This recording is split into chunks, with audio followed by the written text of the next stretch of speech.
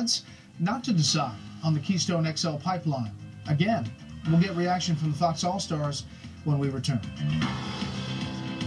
Also worse things for people like Mary Landrieu than to be seen blasting President Obama in the re-election race. So there's certainly a mixed bag for Democrats here. Clearly unions do support the project going forward. They're very angry with President Obama, but he's also concerned about turnout on the left, and he's concerned about those donors who are highly motivated this cycle to beat Republicans and maintain control of the Senate, and they tend to be concerned about environmental issues. Which is really interesting, because you look back at the interview we just had here on Special Report with the ambassador to Canada, and just take another listen.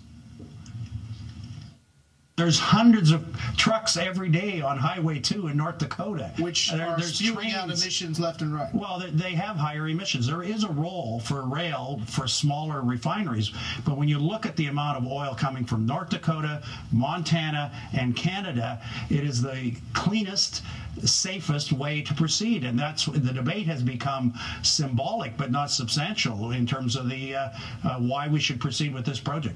Making the case that the market's there, Charles. The trucks and the railway, they're going to deliver it at more emissions than a pipeline would. Look, this is the most open and shut case for any energy product, any project anywhere that I have ever seen. The ambassador spelled it out in minute detail, economically, in terms of national security, our dependence on the Venezuelans, on the Middle East, and clearly in terms of jobs, in terms of energy independence, but even on the terms that the opposition is arguing, greenhouse gases, it fails on its own terms.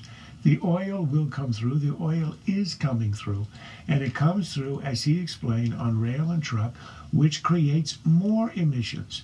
There is no substantial ground on which to make the case.